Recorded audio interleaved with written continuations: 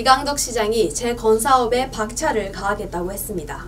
올 연말이면 포항지진특별법 시행 1년이 됩니다. 특별법 제정을 위해 함께 노력했던 지난해 못지않게 시민 모두 힘을 모은 결과 올해는 다양한 분야에서 뚜렷한 성과를 거뒀습니다.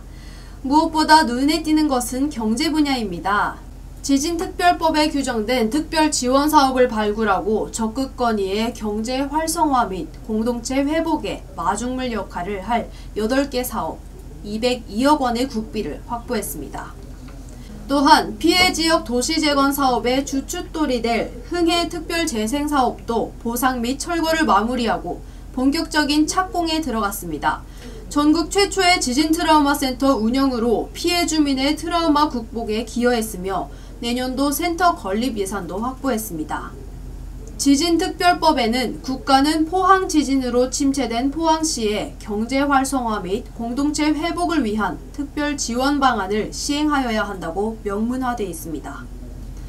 포항시는 특별법을 근거로 4대 분야 총 18개 사업을 발굴하고 그중 내년에도 예산으로 연결될 수 있는 10개 사업에 대해 내년도 국가 예산에 반영해 줄 것을 적극 건의해왔습니다. 포항시는 지난해 11월 말 포항 지진 최대 피해 지역인 흥해읍에 자연재난에 대한 전국 최초의 재난심리지원 전문기관인 포항지진 트라우마센터를 개소했습니다. 트라우마센터는 정신건강의학과 전문의인 센터장을 중심으로 시민들에게 체계적이고 지속적인 심리지원과 전문 장비를 활용한 치료 서비스를 제공하고 있습니다.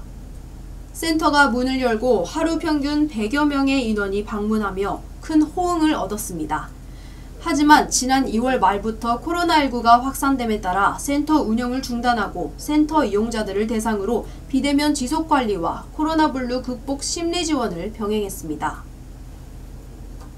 위원회 및 사무국 구성 운영 등 절차적 규정을 담은 포항지진특별법 시행령은 4월 1일부터 시행됐으나 시민들의 관심이 집중되는 피해구제 지원 대상, 지원금 결정 기준, 지급 절차 등에 관한 사항은 개정 절차를 걸쳐 9월 1일부터 시행됐습니다.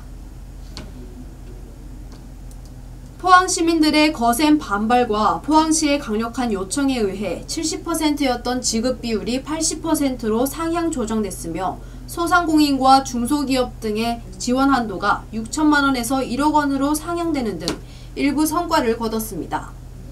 포항시는 피해 주민들의 실질적인 피해 구제를 위해 깊은 고민 끝에 정부 지원 80% 외에 나머지 20%를 경상북도와 함께 부담하기로 하는 뜻깊은 결정을 했습니다. 포항시는 특별법 제정 이후 8개월간 지진피해 지원금 신청을 위한 사전 준비에 힘을 쏟았습니다. 그 결과 일평균 300건씩 순조롭게 접수되고 있으며 연말이면 2만 건에 달할 전망입니다.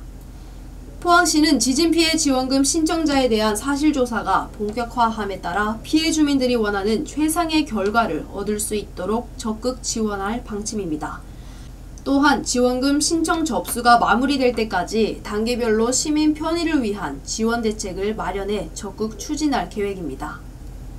이강덕 포항시장은 지진 발생 이후 어려움 속에서도 특별법 제정부터 지원금 신청까지 함께 힘을 모아준 시민들이 있었기에 많은 성과를 거둘 수 있었다며 내년에는 지역 경제를 위해 미반영된 특별 지원 사업의 국비 확보와 도시 재건 사업에 속도를 내 가시적인 성과가 드러날 수 있도록 최선을 다하겠다고 강조했습니다. 경북신문 정은영이었습니다.